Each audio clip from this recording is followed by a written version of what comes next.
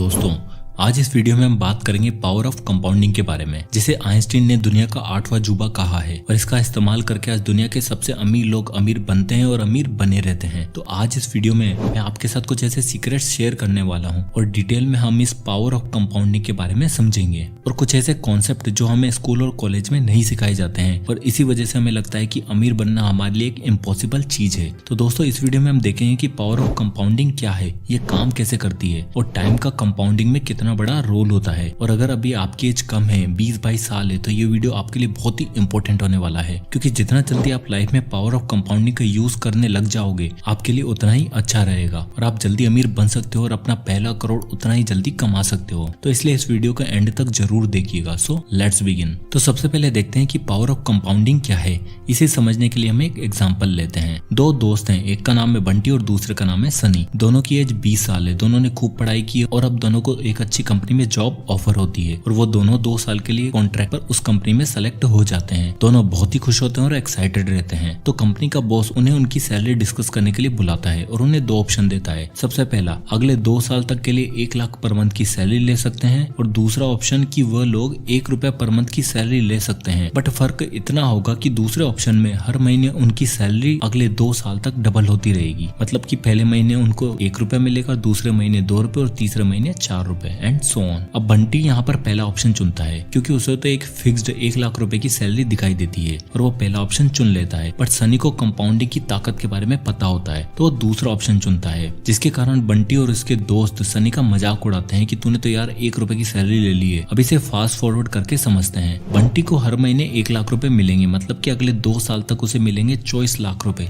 जो कि बुरा नहीं है। बट जैसा कि सनी के पैसे हर महीने डबल हो रहे हैं तो उसे 2 साल के एंड में मिलेंगे 1,67,77,215 रुपीज, यानी कि बंटी से ऑलमोस्ट 7 गुना ज्यादा पैसा। और रिजल्ट आपके सामने है। जैसे कि पैसे हर महीने डबल हो रहे हैं तो इनका टोटल होता है 1,67,77,215 रुपीज। अब आप देखोगे कि इसमें हमें जो मिल रहा है वो है 100% रिटर्न, जो कि पॉसिबल नहीं है। बट इस चार्ट से हमें बहुत कुछ सीखने को मिलता है। जैसे कि अगर आप देखोगे तो इस पूरे अमाउंट की आधी वैल्यू तो हमें आखिरी महीने में ही मिली है और स्टार्ट में तो उन्हें बस 1 रुपया मिल रहा था, इसलिए स्टार्ट में हमें इतना अच्छा पैसा दिखाई नहीं देता है और बहुत से लोग इसे समझ नहीं पाते हैं और लोग गिव अप कर देते हैं। बट अगर आप लॉन्ग टर्म में देखोगे तो आपको पता चलेगा कि कंपाउंडिंग की ताकत क्या होती है। तो चलिए दोस्तों, अब आगे हम पावर ऑफ कंपाउंडिंग को और आसान भाषा में समझते हैं। चलिए एक और एग्जांपल लेते हैं। वापस से वही दोस्त हैं, बंटी और सनी, और वो दोनों 2-2 लाख रुपए इन्वेस्ट करते हैं और ऐसी जगह पर इन्वेस्ट करते हैं जहाँ पर उन्हें 15% का ईयरली रिटर्न मिलता है। तो साल के एंड में उन दोनों को मिलता है 30,000 रुपए का रिटर्न। अब हम बंटी को तो जानते ही हैं, तो बंटी उन 30,000 रुपए को विड्रॉ कर लेता है और अपने लिए एक नया स्मार्टफोन खरीद लेता है और बाकी के 2 लाख रुपए को वापस से इन्वेस्ट कर देता है, क्योंकि वो अभी तक कंपाउंडिंग की ताकत को नहीं समझ पाया है। लेकिन सनी ने उस 30,000 के प्रॉफिट को इन्वेस्टेड ही रखा और विड्रॉ नहीं किया। अब अगले साल उन दोनों को वापस से 15% का रिटर्न मिलता है और बंटी वापस से उन 30,000 रुपए को फ्री मनी समझकर वापस से विड्रॉ कर लेता है और सारे पैसे शॉपिंग में उड़ा देता है। लेकिन सनी को सेकंड ईयर में 30,000 की जगह 34,500 का रिटर्न मिलता है, क्योंकि उसने अपने 30,000 रुपए को इन्वेस्टेड रखा था, तो उन 30,000 रुपए का भी उसे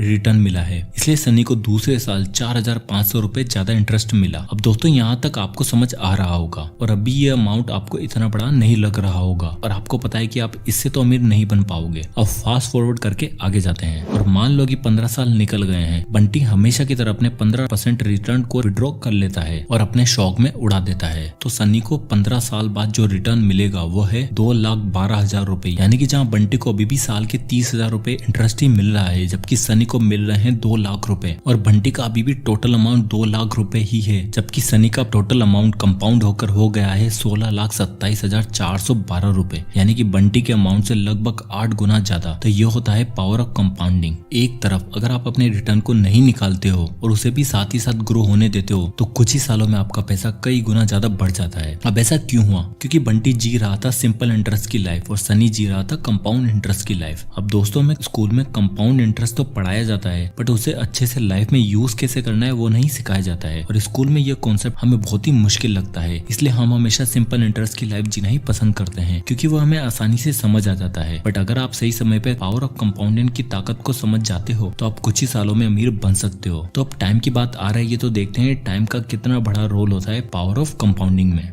टाइम इन कंपाउंडिंग। अब हम कंपाउंडिंग के सबसे इम्पोर्टेंट कंपोनेंट के बारे में देखेंगे जो कि है टाइम। टाइम का कंपाउंडिंग में बहुत ही बड़ा रोल होता है। तो चलिए इसे एक और एग्जांपल से समझते हैं। एक है बंटी, जिसे आप अभी तक तो जान ही गए होंगे, और अब दूसरा दोस्त है चिंटू। और अब 5 साल हो चुके हैं और बंटी की एज हो चुकी है 25 साल और चिंटू की एज है अभी 30 साल। दोनों अब सोचते हैं कि हमें अपने पैसों को इन्वेस्ट करके अभी अपनी नेटवर्थ को बढ़ाना चाहिए और दोनों पैसे इन्वेस्ट करने का सोचते हैं और उनका टारगेट है कि 40 की एज तक पैसा इकट्ठा करना। और इस बार बंटी अपनी गलतियों से सीख चुका है और वो 25 की एज में ही इन्वेस्ट करता है और उसे पावर कंपाउंडिंग के बारे में भी अब समझ आ चुका है। तो दोनों 20,000 रुपए पर मंथ के हिसाब से इन्वेस्ट करना स्टार्ट कर देते हैं। तो जैसे कि हमें पता है कि बंटी की एज अभी 25 साल है और चिंटू की एज 30 साल। दोनों की एज में केवल 5 साल का फर्क है। तो बंटी ने 15 साल तक अपने पैसे को इन्वेस्टेड रखा और चिंटू ने 10 साल तक, और इन दोनों को हर साल रेट ऑफ इंटरेस्ट मिला हुआ था 12%। तो चलिए अब इस चार्ट को देखते हैं। बंटी अपनी पूरी लाइफ में टोटल इन्वेस्ट करता है 36 लाख रुपए और चिंटू टोटल इन्वेस्ट करता है 24 लाख रुपए। दोनों को 12% का ईयरली रिटर्न मिल रहा है। तो 40 की एज तक बंटी की टोटल वेल्थ हो चुकी है लगभग 1 करोड़ और चिंटू की 40 की एज में टोटल वेल्थ है 46 लाख। तो देखा जाए तो दोनों का सब कुछ सेम था, लगाया हुआ amount, rate of return, difference था तो बस 5 साल का। बंटी ने 5 साल पहले इन्वेस्ट करना स्टार्ट किया था और चिंटू ने 5 साल बाद। और चिंटू की टोटल वेल्थ बंटी से आधी है। तो अगर चिंटू को 1 करोड़ रुपए कमाना है तो उसे अगले 5 साल तक और इन्वेस्ट करना पड़ेगा, लेकिन तब बंटी की टोटल वेल्थ लगभग 2 करोड़ हो जाएगी, मतलब वापस से चिंटू से डबल। तो बंटी चिंटू से हमेशा आगे ही रहेगा क्योंकि बंटी पावर ऑफ कंपाउंडिंग के बारे में सीख चुका है और उसे पता है कि जो लोग जल्दी इन्वेस्ट करते हैं उन्हें कितना फायदा हो सकता है। उसी तरह अगर आप अपनी 20s में हो, आपकी उम्र 20 या 22 साल है, तो जल्दी से अपना पैसों को ग्रो करना स्टार्ट कर दो। और जरूरी नहीं कि आप महीने के 20,000 रुपए ही इन्वेस्ट करो, आप 1,000 रुपए से भी स्टार्ट कर सकते हो। बट आपको पता होना चाहिए कि कंपाउंडिंग कैसे काम करती है। स्टार्ट में हो सकता है कि आपके रिजल्ट छोटे हो सकते हैं, इतने छोटे हो सकते हैं कि आपको लगेगा कि हमारी वेल्थ बढ़ भी रही है या फिर नहीं। बट अगर आप वेट करोगे और अपने पैसे को ग्रो होने दोगे तो कुछ ही सालों में आप बहुत ही बड़ा डिफरेंस देखोगे। इसलिए जितना जल्दी आप स्टार्ट करोगे आपके लिए उतना ही बेटर है। इसलिए अगर आप अभी अपने 20s में हो और आप अभी किसी एक ऐसे आदमी को देखते हो जो कि 50 साल का है और उसके पास बहुत ज्यादा पैसा है, तो उसका मतलब ये नहीं कि वो आपसे बहुत ज्यादा अमीर है, क्योंकि अभी आपकी लाइफ स्टार्ट हुई है और आपकी एज अभी उससे 30 साल कम है। और हो सकता है कि जब आप उसकी एज तक पहुंचोगे तो शायद आप उससे भी आगे निकल जाओगे। इसलिए टाइम का बहुत ही बड़ा रोल होता है। इसलिए आप अगर कहीं से भी 10-15% का रिटर्न कमा लेते हो तो उससे स्मार्टफोन लेने की बजाय उसे वापस से इन्वेस्ट कर दो, क्योंकि शायद स्टार्ट में आपको 10-15 हजार रुपए ज्यादा ना लगे, बट आपको पता होना चाहिए कि इतना छोटा सा अमाउंट आगे जाकर कितना बड़ा बन सकता है। तो दोस्तों आई होप कि इस वीडियो से आपको बहुत कुछ सीखने को मिला होगा और आप समझ गए होंगे कि कंपाउंडिंग की ताकत क्या होती है। तो अगर आपको ये वीडियो पसंद आया हो तो इसे लाइक करें और ज्यादा से ज्यादा लोगों तक इस वीडियो को शेयर करें ताकि बाकी लोगों को भी कंपाउंडिंग के बारे में पता चल सके। और अगर आप इसी तरह के वीडियोस देखना चाहते हैं तो हमारे चैनल को सब्सक्राइब जरूर करिएगा। और अगर आप किसी भी टॉपिक या बुक पर वीडियो चाहते हैं तो कमेंट बॉक्स में कमेंट करके जरूर बताइएगा, मैं उस पर वीडियो बनाने की पूरी कोशिश करूंगा। तो मिलते हैं नेक्स्ट वीडियो में, तब तक के लिए जय हिंद।